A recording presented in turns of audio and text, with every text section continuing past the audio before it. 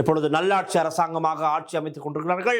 ரணில் விக்ரமசிங்க, மைத்ரிபால சிறிசேன அவர்களுடைய அரசாங்கம் இருக்கின்றது.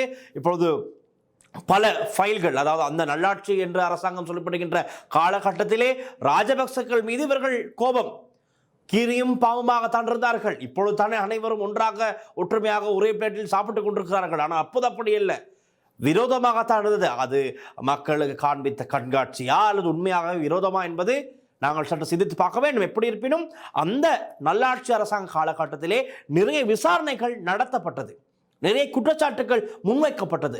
கடந்த காலங்கள், அதாவது ராஜபக்சர்களுடைய ஆட்சி காலத்திலே இப்படி பல ஊழல் மோசடிகள் இடம்பெற்றிருக்கிறது, இத்தனை கொலைகள் இடம்பெற்றிருக்கிறது, இதற்கு இவர்கள் தான் பொறுப்பு கூற வேண்டும், இதற்றையெல்லாம் விசாரிங்கள் என்று விரைவுபடுத்தினார்கள் நல்லாட்சி அரசாங்க காலத்திலே.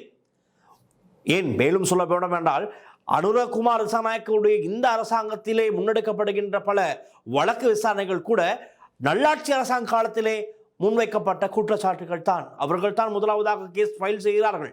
அப்படியான விசாரணைகள் இன்னமும் நிலுவையில் இருக்கிறது, பிரபலமான விசாரணைகள். ஆகவே அப்படியெல்லாம் நடந்து கொண்டிருக்கும் போது ராஜபக்சக்கள் பாதுகாப்பற்ற தன்மையை உணர்கிறார்கள். இவர்களுக்கு ஆட்சி அதிகாரம் தேவை.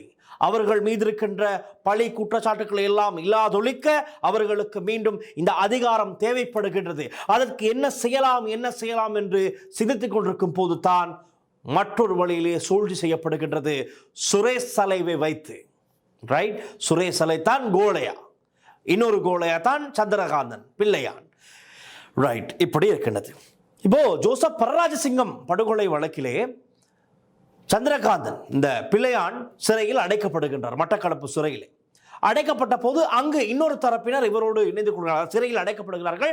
ஒரு இஸ்லாமிய தரப்பினர், அவர்கள் தான் சஹரான் கும்பல். ஆனால் சஹரான் அதில் இருக்கவில்லை. சஹரான் தான் இந்த தாக்குதல் தாரிகளின் பிரதானமானவர், தலைவர். ஈசர் தாக்குதல் நடத்திய தாக்குதலாளிகள் தலைவனாக சஹரான் தான் இருந்திருக்கின்றார். அவை சஹரானுடைய சகோதரன் ஷைனி மௌலவி, ரைட், ஷைனி மௌலவி என்பவரெல்லாம் சிறையில் அடைக்கப்படுகிறார்கள். அப்பொழுது பிள்ளையானுக்கும் ஷைனி மௌலவி ஆகியவர்களுக்கும் ஒரு தொடர்பு, நெருக்கம் ஏற்படுகிறது, ஒரு நட்பு ரீதியான நெருக்கம் ஏற்படுகின்றது.